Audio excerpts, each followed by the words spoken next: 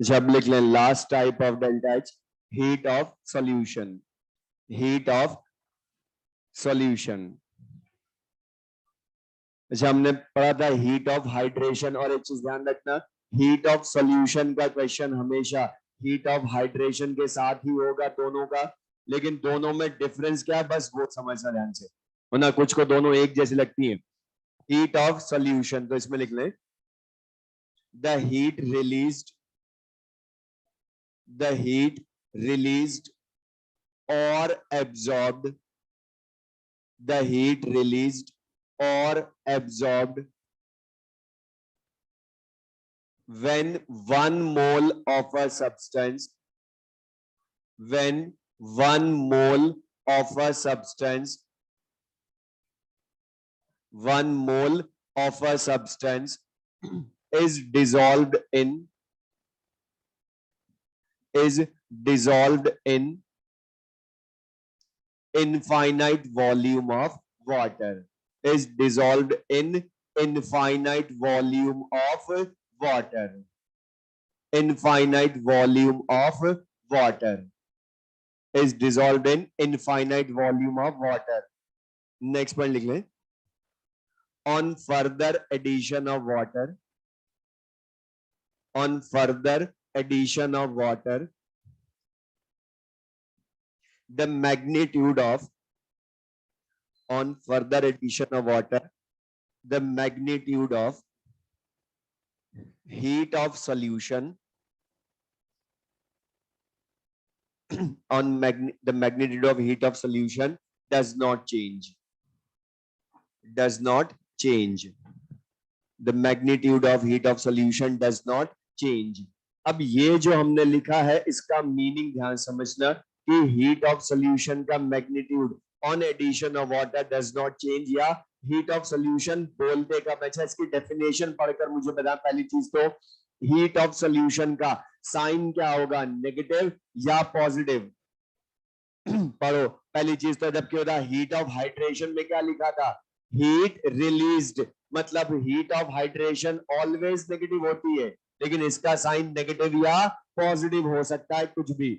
अब इसका मीनिंग क्या भी है ध्यान समझना, हीट ऑफ सॉल्यूशन हम बोलते कब है और हीट ऑफ हाइड्रेशन में इसमें डिफरेंस क्या है, पढ़ो। इसमें डेफिनेशन में क्या लिखा है, व्हेन 1 मोल, उसके आगे क्या लिखा है, 1 मोल ऑफ अ सब्सटेंस लिखा है, मतलब एनहाइड्रस सॉल्ट लिखा गया।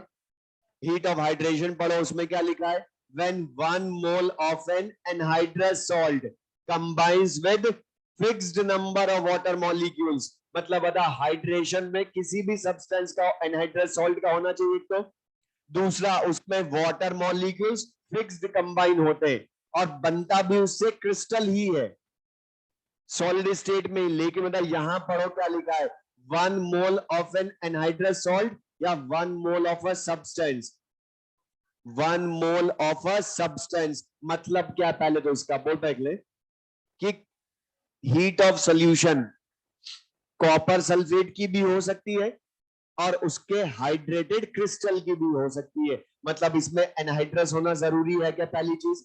और सबसे बड़ा डिफरेंस जो इसको बाकी सबसे अलग करता है, पढ़ो इसमें क्या लिखा है, is dissolved in infinite volume of water, मतलब हम यहाँ इनफाइनाइट डाइल्यूशन पर बोलते हैं हीट ऑफ सॉल्यूशन, मतलब वाटर फिक्स नहीं है, वो कितना भी हो सकता है, इनफाइनाइट वॉल्यूम ऑफ वाटर। तो अब इसका मीनिंग समझना, बोर्ड पर देख ले, जैसे मैं 1 मोल कॉपर सल्फेट हमने इन अ वेसल वाटर में डिसॉल्व किया, 1 mole copper sulphate in water dissolve किया, तो बता वाटर में मैं जब डिसॉल्व कर रहा हूं कॉपर सल्फेट के क्रिस्टल को, तो बता कॉपर सल्फेट को जब डिसॉल्व किया तो ये अभी डिसॉल्व होगा ना पहले, लेकिन बता एक बार में 100% डिसॉल्व हो जाएगा, पार्शल थोड़ा बहुत डिसॉल्व होगा ना, क्योंकि सॉल्युबिलिटी इसकी कितनी है वो तो डिपेंड करेगा ना कितना डिसॉल्व होगा। तो बता डिसॉल्व हुआ, लेकिन अब जब ये डिसॉल्व होगा वाटर में तो बता कुछ हीट रिलीज या एब्सॉर्ब करेगा ना, बोलो। जब डिसोल्यूशन होगा तो कुछ हीट रिलीज या एब्सॉर्ब करेगा, उसको हम हीट ऑफ सॉल्यूशन नहीं बोलते हैं। पहले तो ये समझना, हीट ऑफ सॉल्यूशन बोलेंगे कब? अभी बता, जब ये इसमें डिसॉल्व होगा तो हीट रिलीज एब्जॉर्ब करता जाएगा, मतलब डेल्टा एच की वैल्यू कुछ होगी ना। अब मैं तुमसे बोल रहा हूं, इसमें हम अब वाटर ऐड करते जाएंगे, वाटर ऐड करते गए। अच्छा बता, वाटर जब मैं बढ़ाता जाऊंगा तो इसका डिसोल्यूशन भी बढ़ता जाएगा ना। अच्छा बता, डिसोल्यूशन जब बढ़ता जाएगा तो इस डेल्टा एच की वैल्यू भी चेंज होती जाएगी ना, होगी। बता, ज्यादा पानी मिलाऊंगा तो डिसोल्यूशन भी ज्यादा होगा, और डिसोल्यूशन होता जाएगा तो बता डेल्टा एच की वैल्यू बदलती जाएगी। लेकिन अभी भी हीट ऑफ सोल्यूशन नहीं बोल रहा हूं। जब ये डिसॉल्व करता जाऊं और इनफाइन मतलब बहुत ज्यादा पानी मिला दिया, तो बता कभी तो जाकर एक स्टेज ऐसी आएगी जब ये कंप्लीटली डिसॉल्व हो जाएगा। बोलो। और जब ये कंप्लीटली डिसॉल्व हो गया तो बताओ, अब CuSO4 सॉलिड बचेगा या CuSO4 एक्वस बन जाएगा पूरा। और हमने इनफाइनाइट डाइल्यूशन कर दिया है, तब तक बहुत ज्यादा पानी मिला दिया। तो मुझे बताओ, जब ये कंप्लीटली डिसॉल्व हो गया तो इसकी डेल्टा चेंज होते होते कभी तो जाकर कांस्टेंट होगी ना। बोलो। जब मैं पानी मिलाता जा रहा हूं, डिसॉल्व होता जा रहा है, तो एक स्टेज ऐसी आएगी जब ये कंप्लीटली डिसॉल्व हो जाएगा। और जब ये कंप्लीटली डिसॉल्व हो गया तो बता, उसके बाद भी अगर मैं पानी मिलाऊं, ध्यान से जाना, अगर इसके बाद भी मैं पानी मिलाऊं तो बता अब डिसोल्यूशन होगा क्या? तो बता डेल्टा एच बदलेगी या कांस्टेंट? और जब डेल्टा एच कांस्टेंट हो जाएगी पानी मिलाने पर, तब मैं बोलूंगा हीट ऑफ सोल्यूशन। मतलब हीट ऑफ सोल्यूशन जब तक डेल्टा एच बदलती रहेगी तब तक नहीं बोलते। जब वो बदलते बदलते कांस्टेंट हो जाए, मतलब कंप्लीट डिसोल्यूशन हो जाए सॉल्ट का, तब हम बोलेंगे उसको हीट ऑफ सोल्यूशन। इसमें वर्ड लिखा है इनफाइनाइट वॉल्यूम ऑफ वाटर। मतलब हीट ऑफ सोल्यूशन होती ही कब है? जब इनफाइनाइट वॉल्यूम में इसका कंप्लीट डिसोल्यूशन हो जाए सब्सटेंस का। तो जो जितना हीट रिलीज एब्जॉर्ब हुई नेट, कांस्टेंट की वैल्यू कुछ तो होगी ना, उस हीट को क्या बोलूंगा? Heat of solution. तो ये मीनिंग क्लियर है? हीट ऑफ सोल्यूशन कब बोलते हैं? अच्छा बता, हीट ऑफ सोल्यूशन जब ये कंप्लीटली डिसॉल्व हो गया, उसके बाद भी तुमने पानी मिलाया, तो इसकी वैल्यू बढ़ेगी कम होगी या कांस्टेंट? तो पढ़ो second point. On further addition of water, heat of solution does not change. अब वो तुमसे इसको क्वेश्चन पूछता है थियोरेटिकल, वो तुम्हें 4 हीट्स के नेम लिख देगा। अब पूछेगा इन चारों में से कौन सी हीट एडिशन ऑफ सॉल्वेंट, मतलब वाटर ही है, या वाटर करने पर चेंज नहीं होती है? तो ओनली कौन सी नहीं होती है? Heat of solution.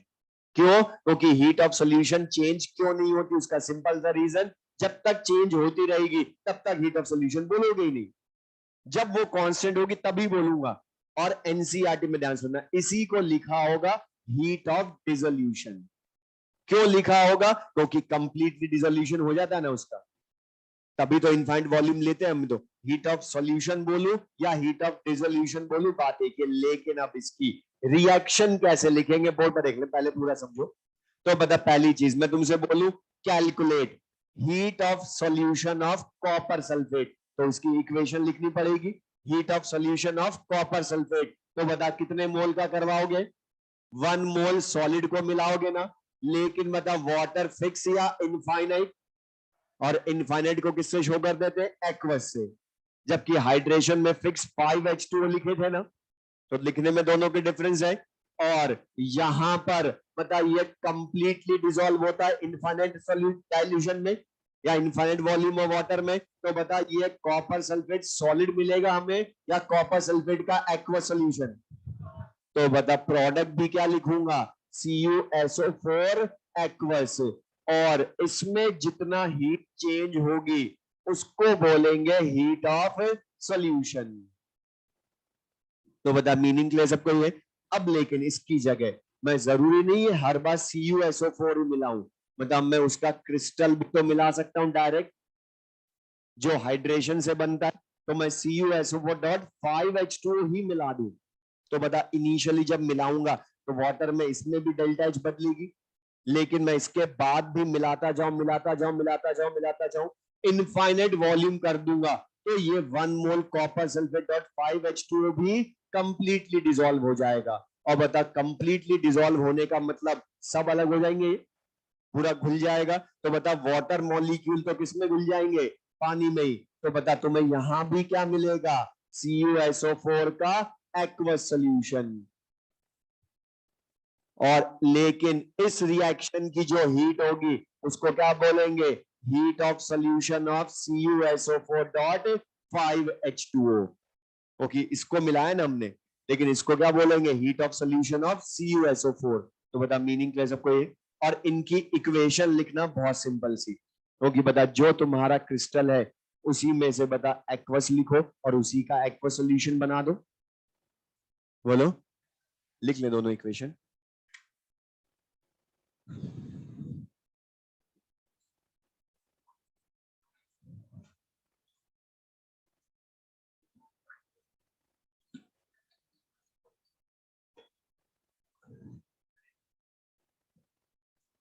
अच्छा बता, कॉपर सल्फेट का एक्वस सोल्यूशन बनेगा, तो बता salt in their aqueous solution behaves as a strong electrolyte. तो बता ये मॉलिक्यूल फॉर्म में मिलेंगे हमें या आयन इन एक्वस सोल्यूशन। लेकिन मतलब जैसे HCl एक्वस सोल्यूशन लिखते हो तो एग्जैक्टली मीन तो H+Cl- होता है ना, तो वैसे ये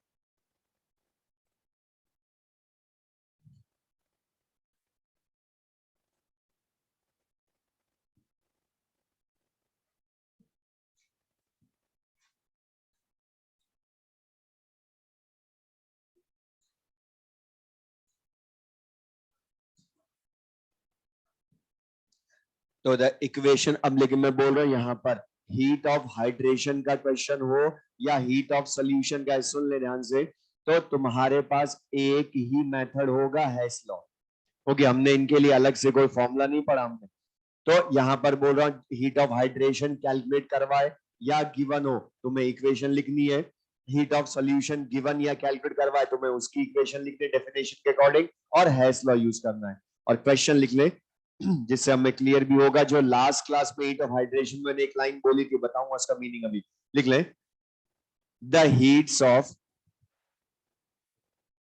the heats of solution of the heats of solution of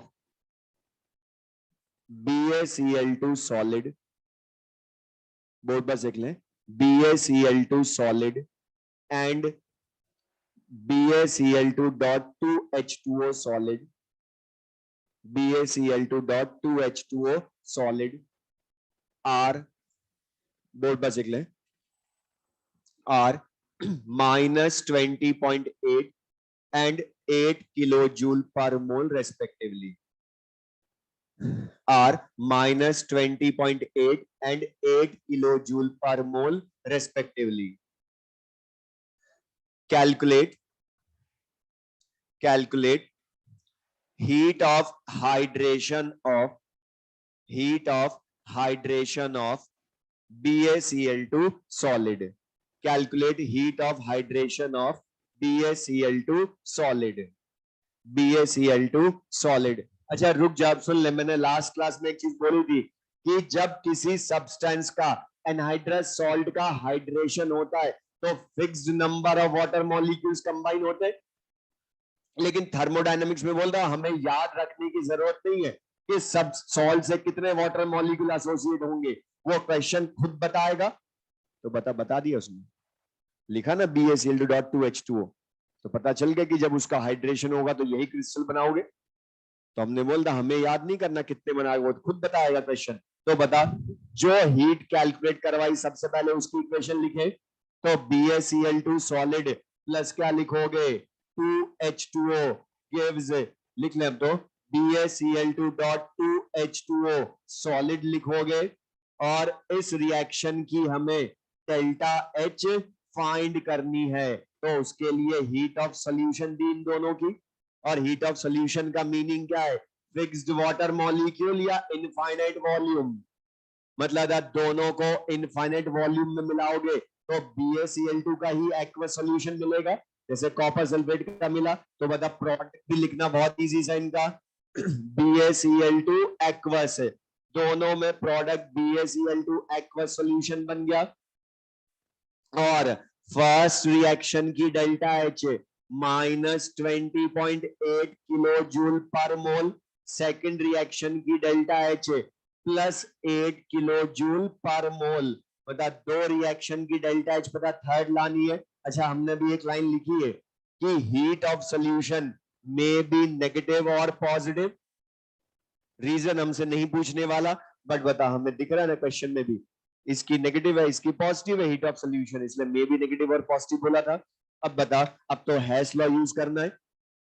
equation third 1 और 2 के एडिशन से आएगी या सब्ट्रैक्शन से, यही चेक करोगे।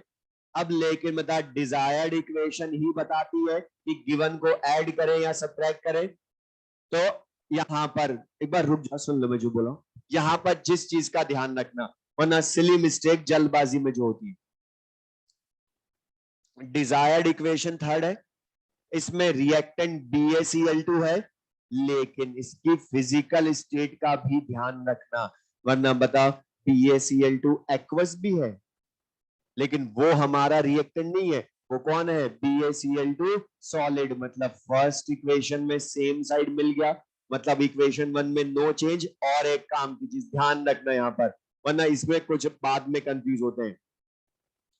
वाटर को एडिशन सब्ट्रैक्शन में कंसिडर नहीं करोगे, ये ध्यान रखना। वरना कुछ को लगता है कि यहाँ तो 2H2O है, यहां से कैसे बैलेंस हुआ ये, तो ये कभी बैलेंस होगा नहीं, क्योंकि हमें नहीं पता कितने वाटर मॉलिक्यूल काम आए हैं। इसलिए वाटर को छोड़ देना, दूसरे प्रोडक्ट को देखना उसमें। तो बता वाटर को कभी भी चेक मत करना हाइड्रेशन सॉल्यूशन में, बाकी जगह चेक करते हैं लेकिन यहां चेक नहीं करोगे, तो ये बैलेंस हम कभी कर ही नहीं सकते, क्योंकि हमें थोड़ा पता यहाँ कितने काम आए, इसलिए उनको छोड़ो।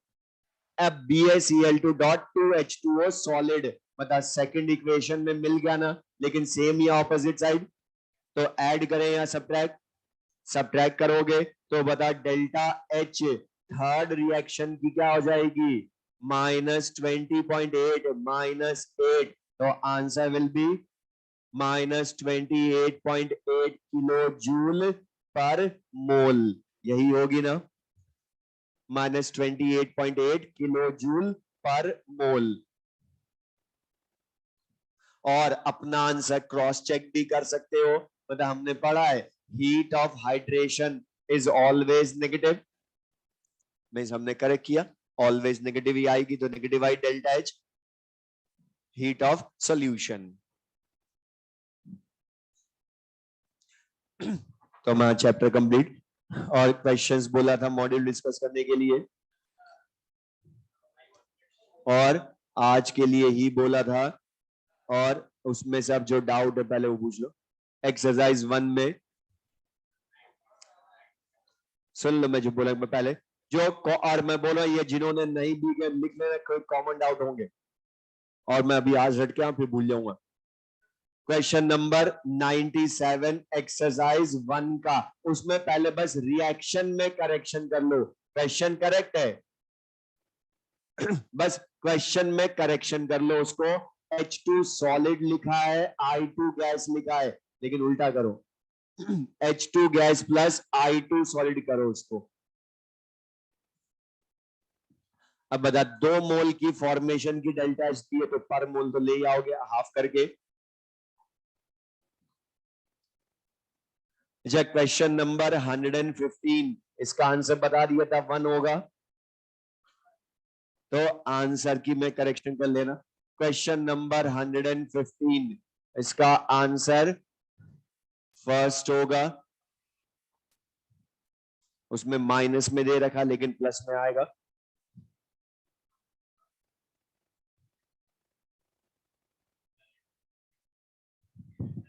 अच्छा सुन ले, क्वेश्चन नंबर 102, इसमें तुम्हें बोला है standard heat enthalpy of reactants and products, लेकिन ये नहीं लिख कर दिया ये हीट ऑफ कंबशन है, हीट ऑफ फॉर्मेशन है, कौन सी है। तो ध्यान रखना, अगर स्टैंडर्ड हीट एंथैल्पी बोले कहीं भी रिएक्टेंट प्रोडक्ट की, तो इसको मानेंगे heat of formation, only heat of formation. तो ये ध्यान रखना, स्टैंडर्ड हीट एंथैल्पी लिखा है उसमें, लेकिन कौन सी हीट है वो नहीं लिखी, तो वो क्या है, रिएक्टेंट्स प्रोडक्ट्स की heat of formation. Question number 116, question number 116। अब ये इजी सा, लेकिन इसमें ये नहीं कि नहीं आता, ये सबको आता है। मैं अगर इसको अलग कर लूं छोटा सा, तो ये सबको आता है। और अभी भी बस इसका समझना मीनिंग, उसने क्या लिखा है, calculate delta H in the combustion of 112 litre water gas. ये तुम्हें क्वेश्चन ने बोला है 112 लीटर वाटर गैस का कंबशन करते हैं, तो डेल्टा एच की न्यूमेरिकल वैल्यू क्या होगी। तो हम कैसे बताएंगे, तो पढ़ो, उसने लिखा ब्रैकेट में उसके साथ, ये वाटर गैस जो है इसमें equal volume of mixture of carbon monoxide and hydrogen है ना। और इसका मीनिंग क्या हो गया कि कार्बन मोनोऑक्साइड अगर 56 लीटर है तो हाइड्रोजन भी 56 लीटर होगा, क्योंकि बता तभी तो सम वापस 112 होएगा ना। तो बता तुम्हें इनडायरेक्टली उसने मिक्सचर में इन दोनों का कितना वॉल्यूम है वो पता है। तो बता, हमने पढ़ा था कि volume of gas at STP दे दे, तो क्वेश्चन में डेल्टा एच लाना हो तो पहले मोल में बदलना। तो बता, volume of gas at STP है तो mole of carbon monoxide 56 upon 22.4 मोल आ जाएंगे ना। और बता, वॉल्यूम ऑफ हाइड्रोजन भी सेम है तो उसका मोल भी यही होंगे। यहां तक भी सबने कर लिया, लेकिन उसके बाद जो गड़बड़ कर, इसमें पढ़ो क्या लिखा है, mixture of water equal volume है। और ये ध्यान सुनना, ये मोल कंसेप्ट में भी करते हो स्टाइकोमेट्री के क्वेश्चन में, ध्यान सुनना, जब भी बोले वो मिक्सचर का कंबशन होता है, तो पहली चीज का मिक्सचर बोलते कब हो, जब उसके कंपोनेंट्स रिएक्टिंग हो या नॉन रिएक्टिंग हो। नॉन रिएक्टिंग हो, क्योंकि रिएक्टिंग होते तो बता वो इनका अलग प्रोडक्ट लिखता ना कुछ कंपाउंड। और नॉन रिएक्टिंग ध्यान रखना, जब भी होंगे तो उनके कंबशन हम बोलेंगे एक साथ मिक्सचर का कंबशन, लेकिन होता है कंबशन सेपरेटली। इसलिए पढ़ो, तुम्हें दो रिएक्शन लिख कर दी उसने खुद ने। तो वो दो रिएक्शन क्यों लिखी, क्योंकि मिक्सचर का कंबशन होगा लेकिन दोनों का अलग अलग होगा, इसलिए उसने दो इक्वेशन लिख कर दिए। कार्बन मोनोऑक्साइड का भी कंबशन दे रहा है, CO plus half O2 gives CO2, hydrogen का भी दे रहा है H2 plus half O2 gives H2O, दोनों की डेल्टा H दी है। और बता, दोनों का कंबशन हीट उसने खुद ने तुम्हें लिख कर दे दी। आधा क्वेश्चन तो उसने इजी कर दिया, हमें तो खाली अब तो मोल कंसेप्ट जो हमने अकॉर्डिंग टू बैलेंस्ड इक्वेशन करा वो करना है। तो बता, कार्बन मोनोऑक्साइड ये कन्वर्ट होगी CO2 में, इसकी डेल्टा एच हमें दे रखी है -283 किलो जूल। अच्छा बता, ये बैलेंस्ड इक्वेशन क्या शो कर रही है कि अगर हम 1 मोल का कंबशन करवाते हैं कार्बन मोनोऑक्साइड के, तो बता डेल्टा एच की वैल्यू -283 किलो जूल होगी ना। लेकिन बता, जब तुम वाटर गैस का करवाओगे तो उसमें से n मोल का ही होगा कार्बन मोनोऑक्साइड का। तो बता 1 मोल की डेल्टा एच कितनी है, तो बता n मोल कार्बन मोनोऑक्साइड की डेल्टा एच कितनी होगी, बता ला सकते हो, -283 इंटू n कर लोगे ना, मतलब डेल्टा एच आ गई। इसी तरह से पढ़ो, H2 plus half O2 gives H2O, उस रिएक्शन के अकॉर्डिंग 1 मोल हाइड्रोजन जब रिएक्शन करता है तो डेल्टा एच की वैल्यू -241.8 किलो जूल। तो बता फिर से मिक्सचर जब करेगा तो n मोल हाइड्रोजन ही करेंगे ना, और n मोल हाइड्रोजन करेंगे तो डेल्टा H की value -241.8 into n kilo joule. अब बता ये तो अलग अलग लाइन, हम कार्बन मोनोऑक्साइड हाइड्रोजन की डेल्टा H कितनी है, लेकिन तुमसे इनकी सेपरेटली पूछी है या मिक्सचर की पूछी है। तो बता सम कर देना लास्ट में कि इसने इतना हीट रिलीज करी, इसने इतनी हीट रिलीज करी, तो इनका सम करो, वो होगी ना टोटल डेल्टा एच। तो बता मैं ये अब आधा आधा क्वेश्चन तो पहले कई बार कर चुके कि मोल से डेल्टा एच लाना, बता वही तो क्वेश्चन दो बार पूछा एक ही क्वेश्चन। तो क्वेश्चन कुछ अलग नहीं था, बस मीनिंग समझ में आया कि उसने दो रिएक्शन लिखकर क्यों दी, क्योंकि वो मिक्सचर का करवा रहा है, और मिक्सचर का मतलब नॉन रिएक्टिंग। तो द मीनिंग क्लियर सबको ये अप टू 120 हो गए, up to 130, up to 130, up to 140, 140 question. अच्छा उसमें सुनने ध्यान से, हमने वैसे भी मैं स्टार्टिंग से बोल रहा हूं, तो मैं इस थर्मोकेमिस्ट्री में कुछ भी ना आ रहा हो तो जो हीट गिवन है और जो डिजायर्ड है उनकी इक्वेशन लिखकर कर लो, सॉल्व हो जाएगा। क्वेश्चन नंबर 140 में अब जो कंफ्यूज हुए उसका रीजन क्या है कि इसमें तो बॉन्ड एनर्जी भी है, हीट ऑफ एटमाइजेशन भी है, हीट ऑफ फॉर्मेशन भी है, तो ये तो मिक्स्ड हीट है। तो मैंने बोला मिक्स्ड हीट में हमने हैश लॉ सबसे पहले पढ़ा ही क्यों था, इसीलिए तो पढ़ा था कि मिक्स्ड हीट में तुम्हारे पास ओनली हैश लॉ है, कोई शॉर्ट ट्रिक नहीं है। अब बता उसने क्या बोला है, हाइड्रोजन की बॉन्ड डिसोसिएशन एनर्जी या बॉन्ड एनर्जी। तो अब मैं एक चीज बोल रहा हूं, ये जनरल वापस बोलो, मैंने पहले भी बहुत बार बोला है, फिर मैं दोबारा बोल रहा हूं, ध्यान सुनिए। जब भी क्वेश्चन में बॉन्ड एनर्जी फाइंड करनी हो या given in the question, given ना हो, फाइंड करनी हो, तो फिर उसके लिए हमेशा वो चेक करना कि वो डाई एटॉमिक मॉलिक्यूल है या पॉली एटॉमिक है, और दूसरी चीज उसकी हीट ऑफ एटमाइजेशन की इक्वेशन लिखना। क्यों? क्योंकि बॉन्ड एनर्जी की खुद की कोई इक्वेशन नहीं होती, हर बार हम उसको हीट ऑफ एटमाइजेशन से लाते हैं। बस डाई एटॉमिक में heat of atomisation bond energy same हो जाती है, जबकि पॉली एटॉमिक में डिफरेंट होती है। बाकी लिखोगे हमेशा हीट ऑफ एटमाइजेशन की इक्वेशन, बाद में सोचेंगे बॉन्ड एनर्जी कैसे लाएंगे उससे। अब बता, अभी उसने तो खुद ने बॉन्ड एनर्जी बोला, लेकिन लिखूंगा किसकी, हाइड्रोजन की हीट ऑफ एटमाइजेशन, तो बता यही होगी ना। अच्छा नाइट्रोजन की लिखोगे तो 1 मोल स्टेबल मॉलिक्यूल गैसियस एटम्स में कन्वर्ट होता है। अब पढ़ो, दोनों की बॉन्ड डिसोसिएशन एनर्जी या बॉन्ड एनर्जी दे रखी है, मतलब इन दोनों रिएक्शन की तुम्हें डेल्टा एच पता है। Third, heat of formation of ammonia दे रखी है, तो बता उसकी भी इक्वेशन लिखो, half N2 plus 3/2 H2 gas है, तभी तो बता 1 मोल अमोनिया फॉर्म होगी ना। तो 1 मोल अमोनिया अपने constituent elements in their standard state. तो बता इस रिएक्शन की भी तुम्हें डेल्टा एच पता है, और यहां तो वो खुद पूछ रहा है कि हीट ऑफ एटमाइजेशन कैलकुलेट करो। अच्छा हीट ऑफ एटमाइजेशन का मतलब क्या है, 1 मोल स्टेबल मॉलिक्यूल पूरा अपने गैसियस एटम्स में ब्रेक होगा ना, बोलो। तो बताइए क्या हुई, हीट ऑफ एटमाइजेशन। अब बता मैं इसको हीट ऑफ एटमाइजेशन बोलूं या डेल्टा एच बोल दूं, बात एक ही है। अब तुम्हें इस रिएक्शन की डेल्टा एच लानी है, तो बताइए 3 रिएक्शन की डेल्टा एच पता है, बोलो।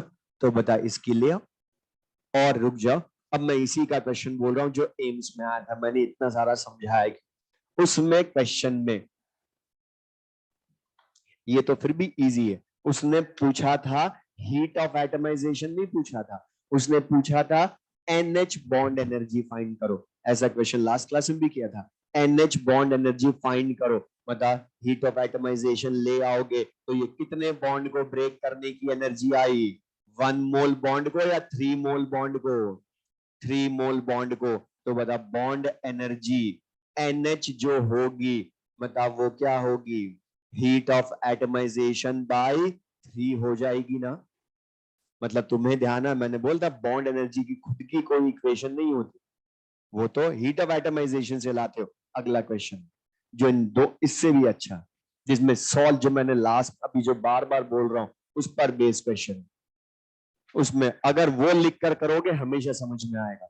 अब बता, अगला क्वेश्चन में पढ़ो क्या लिखा है, C H bond energy calculate करें, C H bond energy calculate करें। तो बता, अभी बोला मैंने, सी बॉन्ड एनर्जी जब भी पूछे उसकी खुद की कोई इक्वेशन नहीं होती, वो मॉलिक्यूल या वो बॉन्ड जिस मॉलिक्यूल में है उसकी हीट ऑफ एटमाइजेशन लिखोगे। अब बता, स्टेबल मॉलिक्यूल ढूंढोगे, वरना सी एच तो सी एच थ्री में भी है, लेकिन स्टेबल तो कौन होता है, सी एच फोर गैस। तो बता, सी एच फोर की लिखोगे, और सी एच फोर की जब हीट ऑफ एटमाइजेशन लिखोगे तो बता, ये पूरा 1 मोल अपने गैसियस एटम्स में कन्वर्ट होगा ना, और कन्वर्ट होगा तो क्या मिलेगा, सी गैस प्लस 4H गैस मिलेगा। अब बता, इसकी तुम्हें अगर डेल्टा H मिल जाए तो ये एक सी एच बॉन्ड को ब्रेक करने की एनर्जी आई या 4 को, तो बता एक की क्या होगी, हीट ऑफ एटमाइजेशन बाय 4 हो जाएगी ना, बोलो। तो बता, जो अभी मैंने लास्ट क्वेश्चन में पूछा उसी का तो क्वेश्चन है ना ये इनडायरेक्टली। अब लेकिन बता, ये तुम्हें मिल जाए तो तुम आंसर ले आओगे ना इस रिएक्शन की डेल्टा एच। तो पढ़ो, इतनी सारी रिएक्शन दी है, अब ये लिखने के बाद वो इक्वेशंस पढ़ते तो एक लाइन का क्वेश्चन दे रखी है, C gas plus 4H gas give CH4, इसकी रिवर्स रिएक्शन की डेल्टा एच दे रखी है -x1, तो ये तो +x1/4 हो गया ना, क्वेश्चन सॉल्व एक लाइन का। और यही फिर क्वेश्चन IIT और एम्स में आया था, एक्सरसाइज 3 का 15th क्वेश्चन, लेकिन थोड़ा सा चेंज, लेकिन करना यही था स्टार्ट। पढ़ो, एक्सरसाइज 3 का क्वेश्चन नंबर 15, एक्सरसाइज वो साथ में बता रहा हूं क्योंकि एक जैसे लैंग्वेज के मैं क्या क्या क्वेश्चन पूछ सकता हूं, बता। Question number 15, exercise 3। अच्छा, क्वेश्चन नंबर 15 में तुम्हें बोला है कि हमें सी एच बॉन्ड एनर्जी लानी है, सी एच बॉन्ड एनर्जी लानी है, तो कैसे लाएंगे, या डाटा इनकम्प्लीट क्यों बोला उसने, इनसफिशिएंट क्यों बोला। अब लेकिन मेथड वही अभी भी, मतलब C H bond energy calculate करनी है तो मुझे यही इक्वेशन लिखनी पड़ेगी सबसे पहले। मैं तो बोला हीट ऑफ एटमाइजेशन की लिखोगे इक्वेशन। अब ये लिखने के बाद तुम क्वेश्चन पढ़ते तो समझ में आता डाटा इनकम्प्लीट क्यों है। बता, उसने तुम्हें इस रिएक्शन की हीट ऑफ एटमाइजेशन मतलब डेल्टा एच लानी है ना, और इस रिएक्शन की डेल्टा एच लाने के लिए पढ़ो, उसने तुम्हें ओनली एक डाटा दिया है, मीथेन की हीट ऑफ फॉर्मेशन, मतलब एक रिएक्टेंट की हीट ऑफ फॉर्मेशन दी है। लेकिन बता, इन दोनों की भी मिल जाए हीट ऑफ फॉर्मेशन तो बता, product minus reactant heat of formation करके डेल्टा एच ले आओगे ना। अब लेकिन दी ही नहीं। अच्छा बता, कार्बन गैस स्टेबल होती है या किससे बनेगी बताइए, ये फॉर्म किससे होगी कार्बन गैस, कार्बन सॉलिड से। मतलब बता, पहले हमें कार्बन गैस को फॉर्म करना पड़ेगा ना, और फॉर्म करने के लिए heat of sublimation of carbon चाहिए ना, वही तो बोलूंगा heat of formation of carbon gaseous atom, लेकिन वो दी नहीं। दूसरा, हाइड्रोजन एटम भी स्टेबल नहीं होता, स्टेबल तो मॉलिक्यूल इसका हाइड्रोजन गैस होती है। तो बता, हमें बॉन्ड डिसोसिएशन एनर्जी या heat of atomisation of hydrogen भी नहीं दी, तो मैं इसकी हीट ऑफ फॉर्मेशन भी नहीं ला सकता। तो फोर्थ ऑप्शन में पढ़ो ना, यही दो क्यों लिखे, और कोई क्यों नहीं लिख दिए, और दोनों इन गिवन नहीं है इसलिए इनसफिशिएंट डाटा हुए। तो बताओ, वो समझ में आई है, कार्बन की heat of sublimation and hydrogen की बॉन्ड डिसोसिएशन एनर्जी गिवन है ही नहीं, तो मैं इन दोनों को फॉर्म कैसे करूं। तो बताइए समझ में। लेकिन बता, सब में प्रोसीजर एक जैसा, कि जिसमें वो बॉन्ड प्रेजेंट था बता उसी की हीट ऑफ एटमाइजेशन लिखनी है, चाहे वो पॉली एटॉमिक हो चाहे डाई एटॉमिक हो। अब वापस आओ, एक्सरसाइज 1 में क्वेश्चन नंबर 143। अब कुछ तो इसको देखकर ही डर गए, ICL गैस, आई गैस, CL गैस, मतलब उसमें लिखने से फर्क क्या पड़ रहा है, मतलब उसने इन तीनों की पढ़ो। क्वेश्चन नंबर 143, इसमें तुम्हें उसने बोला है इन तीनों की हीट ऑफ फॉर्मेशन दी है, लेकिन पूछा क्या है बताओ। ICL गैस की हीट ऑफ फॉर्मेशन गिवन है, लेकिन ICL गैस की बॉन्ड एनर्जी पूछी है। अच्छा बताइए, पॉली एटॉमिक या डायटॉमिक? डायटॉमिक। तो मैंने बोला बॉन्ड एनर्जी जब भी पूछे तुम्हें तो वो चाहे वो पॉली एटॉमिक दे चाहे डायटॉमिक दे, लिखनी सबसे पहले हीट ऑफ एटमाइजेशन की इक्वेशन है, वो लिखो, समझ में आएगा। अच्छा बताओ, डाई एटॉमिक है तो इसमें ये एक ही बॉन्ड ब्रेक होगा ना, और बताओ एक ही बॉन्ड ब्रेक होगा तो आई गैसियस एटम और क्लोरीन गैसियस एटम बनेंगे। और अब मुझे बताओ, इसकी मैं बॉन्ड एनर्जी बोलूं या हीट ऑफ एटमाइजेशन बोलूं, डिफरेंट है क्या? क्योंकि इनमें तो बॉन्ड ही एक होता है, एवरेज ले लो यही आएगा, बोलो। अब बता, इस रिएक्शन की तुम्हें एक तरह से डेल्टा एच ही फाइंड करनी है ना, तो दे रखी है ना रिएक्टेंट प्रोडक्ट की हीट ऑफ फॉर्मेशन, ले आओ। और वही बॉन्ड डेल्टा एच जो है वही बॉन्ड एनर्जी है। मैं हीट ऑफ एटमाइजेशन भी पूछ सकता था इसी क्वेश्चन में, तो भी वही आंसर। तो बता मीनिंग क्लियर सबको ये। और 147 देखो, जो अभी हमने आज पढ़ा, हीट ऑफ सॉल्यूशन का मैग्नीट्यूड या कौन सी हीट चेंज नहीं होती है ऑन एडिशन ऑफ सॉल्वेंट, तो बता वो हीट ऑफ सॉल्यूशन ही है। और कोई डाउट है इसमें? एक्सरसाइज 1 में, एक्सरसाइज 2 में,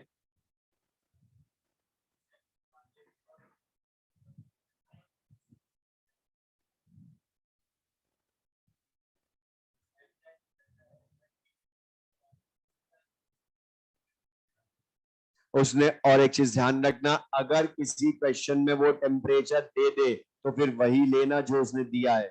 अब ये एग्जाम का क्वेश्चन हम बदल नहीं सकते क्योंकि आंसर उन्होंने इसके अकॉर्डिंग दिया था, ठीक है। अच्छा, जो 9th क्वेश्चन है सेकंड एक्सरसाइज का, 9th क्वेश्चन, अब ये इजी सा, लेकिन मैंने बोला है हमेशा उसको ध्यान से पढ़ो। क्वेश्चन में क्या लिखा था, adiabatic, question number 9 exercise second, और ये लिख लेना, कोई कॉमन डाउट सबके यही होंगे।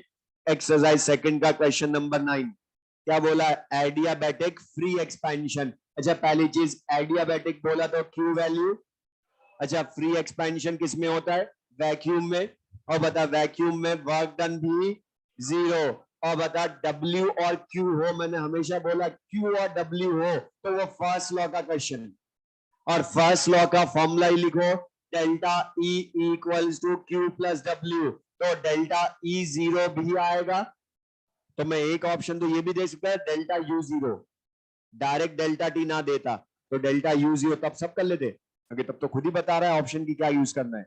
अब लेकिन मतलब उसने डेल्टा टी पूछा तो हमने पढ़ा है delta E NCV delta T भी होता है, तो बता जब डेल्टा ई जीरो तो डेल्टा टी भी जीरो ही होगा ना, तो हर चीज जीरो। उसका रीजन खाली एडियाबेटिक नहीं है, वो फ्री एक्सपेंशन भी रीजन है उसका।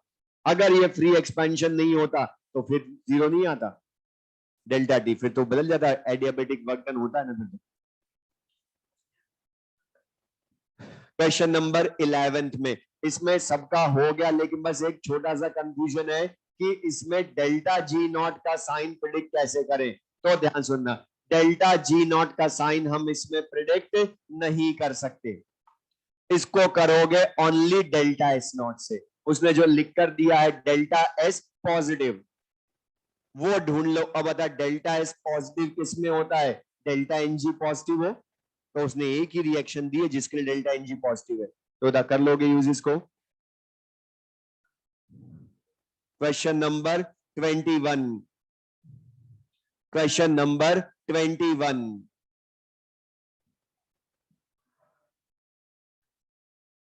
अच्छा इसमें पढ़ो क्या लिखा है, ratio of bond energies, ratio of bond energies of X2 Y2 and XY, इन तीनों की बॉन्ड एनर्जीज का रेशियो गिवन है। एग्जैक्ट वैल्यू गिवन नहीं है, वो तो पूछी है उसने हमसे। क्या गिवन है? 1:2, 0.5:1। अब ये तो रेशियो है, लेकिन उसने एग्जैक्ट वैल्यू पूछी है। तो बता, किसी भी एक सब्सटेंस की एग्जैक्ट बॉन्ड एनर्जी अज्यूम कर लो।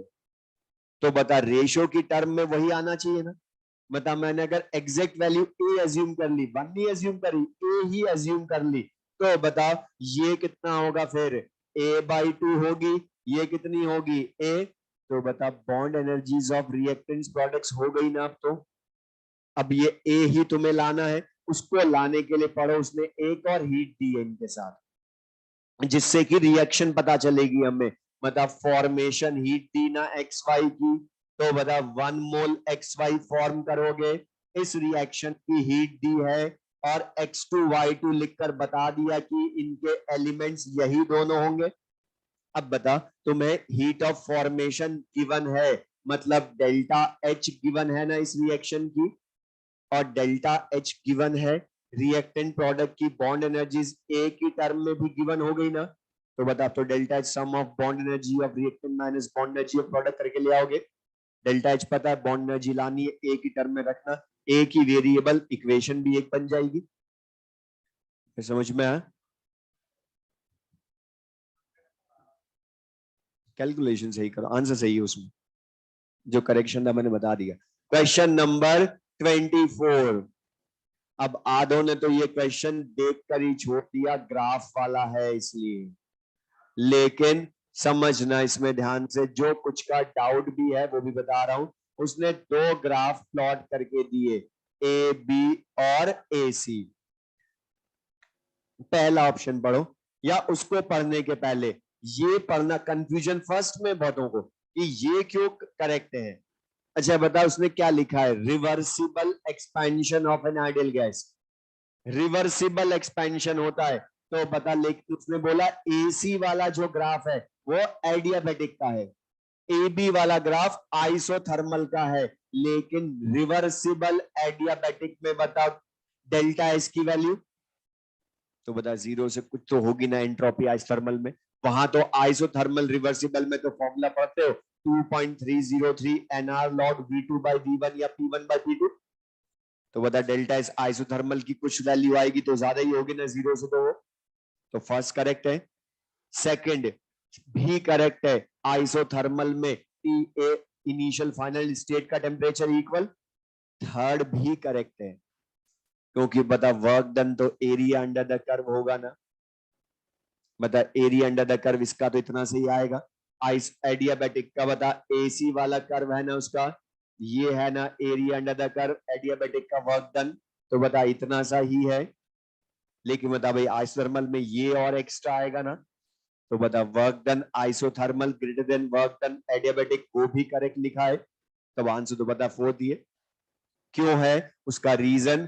फिर से यही बता, ये तो हमने क्लास में भी कराई, तो कॉपी में भी किया क्वेश्चन कि रिवर्सिबली एंड एडियाबेटिकली एक्सपैंड होती है तो टेम्परेचर डिक्रीज होता है, ना कि इंक्रीज। और उसमें इंक्रीज लिख रहा हुआ है, कैसे हुआ? मतलब क्यू जीरो है लेकिन एक्सपेंशन हो रहा है, तो वर्क डन थोड़ा जीरो है, अब तो नेगेटिव हुआ ना। और क्यू जीरो होते ही डेल्टा ई भी नेगेटिव, तो बता डेल्टा टी भी नेगेटिव आएगा ना फिर। और नेगेटिव का मतलब क्या है? Final temperature less than initial temperature. तो T C less than T A लिखा होता तो ये करेक्ट होता, उसमें तो ग्रेटर देन टी ए लिखा है। अच्छा, ये करेक्ट कब हो जाता ऑप्शन जो दिया? एडियाबेटिक एक्सपेंशन या एडियाबेटिक कंप्रेशन? क्योंकि बता कंप्रेशन में डब्ल्यू पॉजिटिव हो जाता ना, तो डेल्टा डी भी पॉजिटिव आ जाता।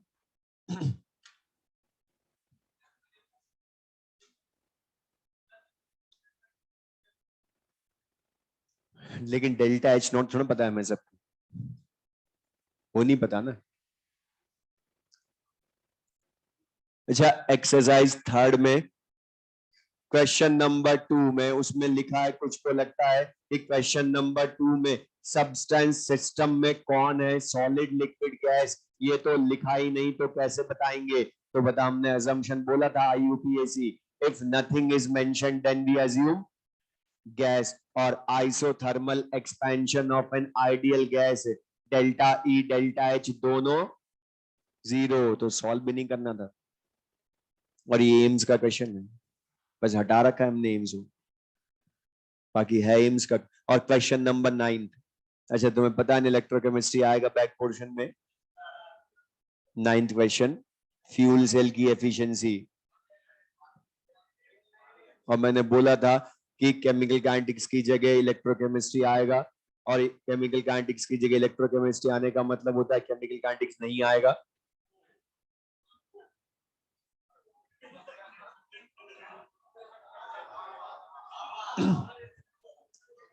हो गया आज का, पढ़ लो।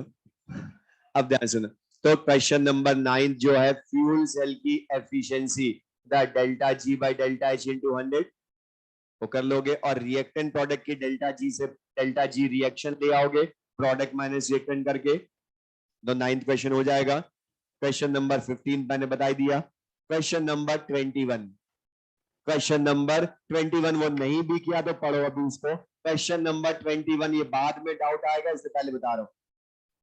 क्वेश्चन नंबर 21 उसमें पढ़ो, तो मैं क्या लिखा है उसने क्वेश्चन नंबर 21 में, रेजोनेंस एनर्जी। अब रेजोनेंस एनर्जी लिखा है, तो एक चीज मैं बोल रहा हूं, ध्यान सुनना, जब भी रेजोनेंस एनर्जी का क्वेश्चन हो, तुम तो सबसे पहले फॉर्मूला लिख लो, उसका बाद में क्वेश्चन पढ़ेंगे।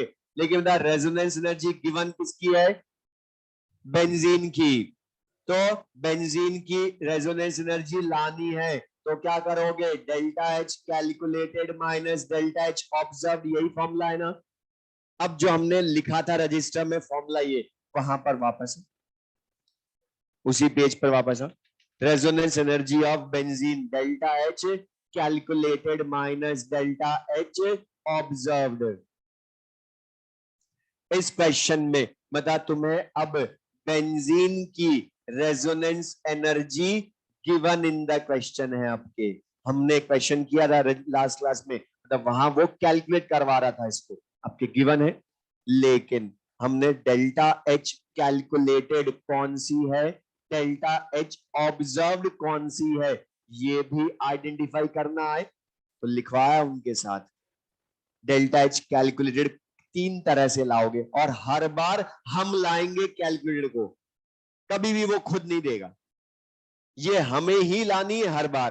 तो मैं 3 चीजें लिखवाई है, हमने लास्ट क्लास में किया था, बॉन्ड एनर्जी से लाए थे, जो यहां है नहीं क्वेश्चन में। दूसरा क्या है? हीट ऑफ फॉर्मेशन, वो भी रिएक्टेंट प्रोडक्ट की गिवन है नहीं।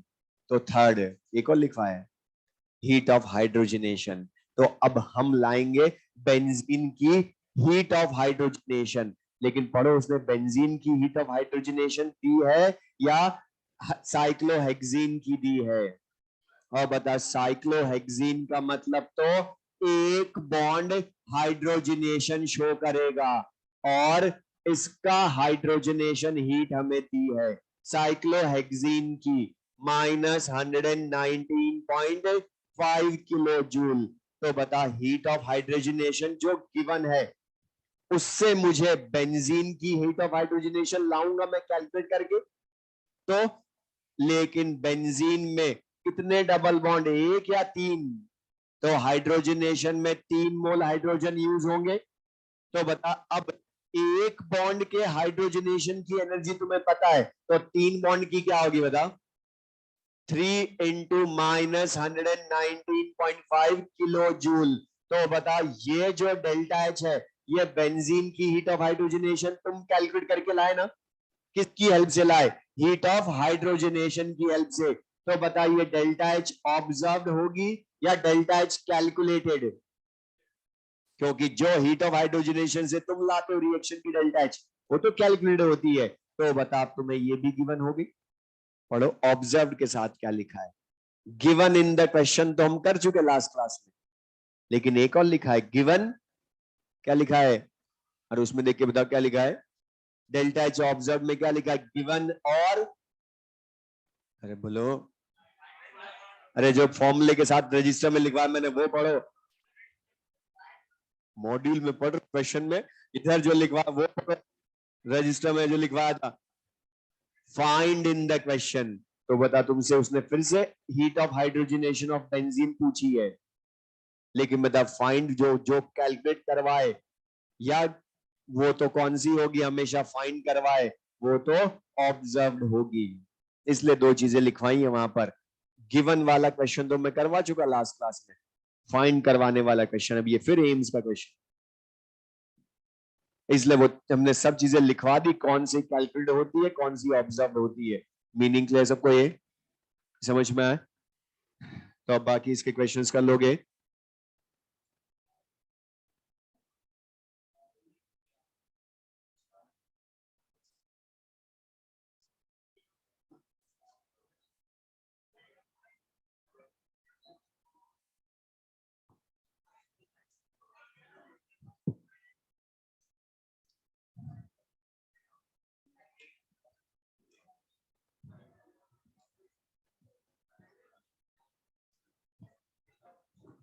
अब ध्यान सुन लें। तो अब जो हम नेक्स्ट चैप्टर लिख लें, नेक्स्ट चैप्टर केमिकल इक्विलिब्रियम। अब ये जो केमिकल इक्विलिब्रियम है, ये तो बहुत इजी है चैप्टर है। और सुन लो, आज दूसरी बार हो रहा है तुम्हारे, आज का कल कुछ नहीं बोलोगे, कल का भी तुम्हारा हो गया। तो ध्यान सुनो, अब केमिकल इक्विलिब्रियम जो चैप्टर है बहुत इजी सा है और सबको आता भी है, आता है। और सुन लो, मैं इसलिए बोल रहा हूँ क्योंकि मैं आता, तुम बताओगे जल्दी तो हमारा आयनिक इक्विलिब्रियम जो है वो हम ज्यादा पढ़ लेंगे, मतलब उसको अच्छे से पढ़ लेंगे, वैसे भी अच्छे से पढ़ेंगे, लेकिन आता है ना सबको ये, तो कंप्लीट मान ले इसको, आयनिक स्टार्ट कर दो। और बाद में तुमने बोला कि किसी को भी पढ़ाए नहीं, तो पढ़ाऊंगा नहीं फिर मैं, तो कंप्लीट मान लो।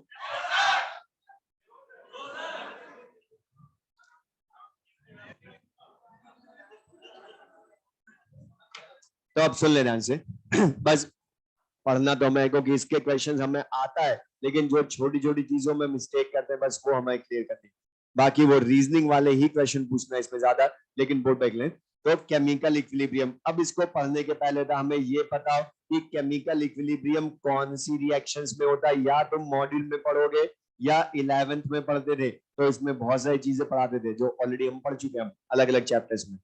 वहां पर सबसे पहले लिखा होगा मॉड्यूल में कि क्लासिफिकेशन ऑफ केमिकल रिएक्शंस, तो उसमें बता तुम पढ़ते हो सबसे पहले कि स्लो फास्ट मॉडरेट रिएक्शंस, तो वो ऑलरेडी पूरा केमिकल काइनेटिक्स से पढ़ चुके हम। दूसरा जो बहुत काम आना है वो है थर्मोडायनेमिक्स। एनसीईआरटी में तुम देखोगे थर्मोडायनेमिक्स के बाद में ये चैप्टर समझाया है, तो जो एनसीईआरटी में चैप्टर्स की सीक्वेंस वो बिल्कुल करेक्ट है, जिस ऑर्डर में हमें समझ में आएगा। तो द थर्मोडायनेमिक्स के में हमारा यहां से काम का है एक्सोथर्मिक एंड एंडोथर्मिक रिएक्शंस को आइडेंटिफाई करना। और इक्विलिब्रियम हमने वहां भी पढ़ा था, वहां बस हमने थर्मल इक्विलिब्रियम और मैकेनिकल इक्विलिब्रियम पढ़ा था, मतलब प्रेशर इक्वल जब होता है। तो अब लेकिन यहां बताएं, सुना, केमिकल इक्विलिब्रियम में हम मेनली पढ़ेंगे यहां पर सबसे पहले, अच्छा सबको पता है ये इरिवर्सिबल रिएक्शन में स्टैब्लिश होता है या रिवर्सिबल रिएक्शंस में, मतलब बता डायरेक्शन के बेसिस पर रिएक्शंस टू टाइप्स की बोलते हो, इरिवर्सिबल एंड रिवर्सिबल। अब लेकिन उनका भी कुछ पॉइंट यहां पर यूज होगा हम आगे, तो बस हमें बस मीनिंग पता तो लिख लें, जैसे मैं लिख रहा हूं शॉर्ट में, irreversible reactions and irreversible and reversible reactions, irreversible reactions and reversible reactions।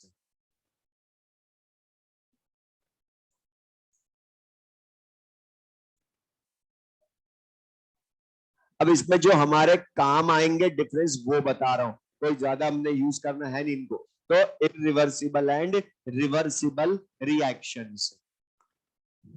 अच्छा मुझे बता दें इरिवर्सिबल रिएक्शंस का मीनिंग क्या है, कि रिएक्टेंट तो प्रोडक्ट में कन्वर्ट होंगे, लेकिन द प्रोडक्ट दोबारा रिएक्टेंट में बदलेंगे क्या, मतलब बताइए दोनों डायरेक्शंस में या ओनली इन वन डायरेक्शन, मतलब ओनली इन फॉरवर्ड डायरेक्शन, या सिंपल सा मैं ये बोल दूं जिस भी रिएक्शन में प्रोडक्ट्स दोबारा रिएक्शन करके रिएक्टेंट नहीं बना सकते हैं, वो इरिवर्सिबल होती। तो लिख ले, they occur only in one direction, they occur only in one direction, they occur only in one direction,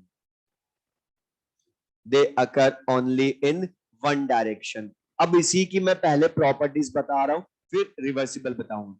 तो बोर्ड पर देख लें, मैं तुम्ही से पूछ रहा हूं, अगर हम ओपन वेसल में कैल्शियम कार्बोनेट का डीकंपोजिशन करते हैं, तो बता इससे कैल्शियम ऑक्साइड और CO2 गैस प्रोड्यूस होगी ना।